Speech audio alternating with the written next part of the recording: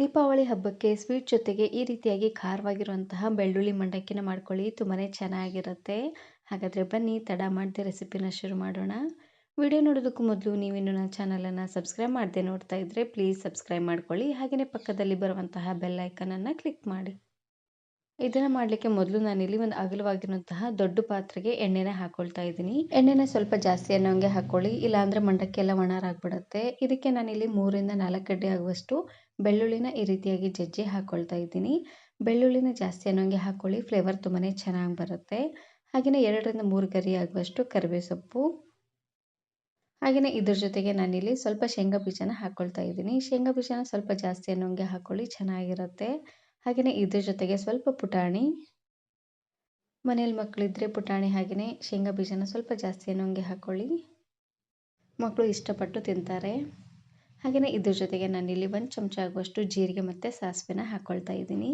ನೋಡಿ, ಇವಾಗ ಎಲ್ಲವನ್ನು ಹಾಕ್ಕೊಂಡು ಉರಿನ ಪೂರ್ತಿಯಾಗಿ ಲೋ ಫ್ಲೇಮ್ನಲ್ಲೇ ಇಟ್ಟು ಇದೇ ರೀತಿಯಾಗಿ ಮಿಕ್ಸ್ ಮಾಡ್ಕೊಳ್ತಾನೆ ಫ್ರೈ ಮಾಡ್ಕೊಳ್ಬೇಕು. ಎಲ್ಲ ಪದಾರ್ಥನೂ ಚೆನ್ನಾಗಿ ಕೆಂಪಾಗಿ ಗರಿಗರಿಯಾಗಬೇಕು. ನೋಡಿ, ಅಲ್ಲಿವರೆಗೂ ಲೋ ಫ್ಲೇಮ್ನಲ್ಲೇ ಇಟ್ಟು ಬೇಯಿಸ್ಕೊಂಡು ತಗೊಳ್ಬೇಕು. ಬೇಕು ಅಂದರೆ ಇದಕ್ಕೇ ಸ್ವಲ್ಪ ಒಣ ಕೊಬ್ಬರಿನ ತೆಳ್ಳದಾಗಿ ಕಟ್ ಮಾಡಿ ಸಹ ನೀವು ಇದಕ್ಕೆ ಹಾಕ್ಕೊಳ್ಬೋದು. ನೋಡಿ, ಈ ರೀತಿಯಾಗಿ ಶೇಂಗಾ ಬೀಜ ಹಾಗೆ ಪುಟಾಣಿ ಎಲ್ಲ ಸ್ವಲ್ಪ ಕೆಂಪಾಗೋ ರೀತಿಯಾಗಿ ಇದನ್ನು ಬೇಯಿಸ್ಕೊಂಡು ತಗೊಳ್ಳಿ. ನೋಡಿ, ಈ ರೀತಿಯಾಗಿ ಚೆನ್ನಾಗಿದ್ದು ಬೆಂದಾದಮೇಲೆ ಇವಾಗ ನಾನಿಲ್ಲಿ ಉರಿನ ಪೂರ್ತಿಯಾಗಿ ಲೋ ಫ್ಲೇಮ್ನಲ್ಲೇ ಇಟ್ಟು ಅಚ್ಚ ಖಾರದ ಪುಡಿನ ಹಾಕ್ಕೊಳ್ತಾ ಇದ್ದೀನಿ. ಖಾರ ಪುಡಿನ ಹಾಕುವಾಗ ಉರಿನ ಪೂರ್ತಿಯಾಗಿ ಲೋ ಫ್ಲೇಮ್ನಲ್ಲೇ ಇಟ್ಟು ಹಾಕ್ಕೊಳ್ಳಿ, ಇಲ್ಲಾಂದರೆ ಖಾರ ಪುಡಿ ಎಲ್ಲ ಒತ್ತೋದಂಗೆ ಆಗಿಬಿಡುತ್ತೆ. ಹಾಗೆಯೇ ರುಚಿಗೆ ತಕ್ಕಷ್ಟು ಉಪ್ಪು, ಅರ್ಧ ಚಮಚ ಆಗುವಷ್ಟು ಅರಶಿನ ಪುಡಿನ ಹಾಕ್ಕೊಳ್ತಾ ಇದ್ದೀನಿ. ಎಲ್ಲವನ್ನು ಹಾಕ್ಕೊಂಡು ಒಂದು ಸಾರ್ತಿ ಈ ರೀತಿಯಾಗಿ ಚೆನ್ನಾಗಿ ಇದನ್ನು ಮಿಕ್ಸ್ ಮಾಡಿಕೊಂಡು ಗ್ಯಾಸನ್ನು ಆಫ್ ಮಾಡಿಬಿಡಿ.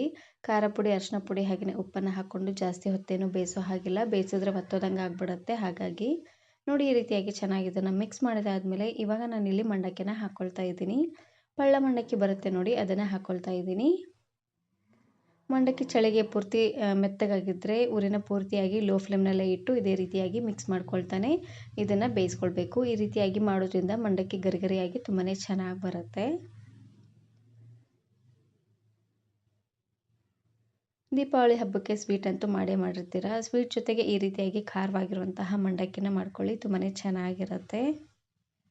ಈ ಮಂಡಕ್ಕಿ ಮಾಡಲಿಕ್ಕೆ ಜಾಸ್ತಿ ಹೊತ್ತೇನು ಟೈಮ್ ಹಿಡಿಸೋದಿಲ್ಲ. ಒಂದು 5ರಿಂದ 10 ನಿಮಿಷ ಇದ್ದರೆ ಸಾಕು, ಬೇಗನೆ ಆಗೋಗ್ಬಿಡುತ್ತೆ.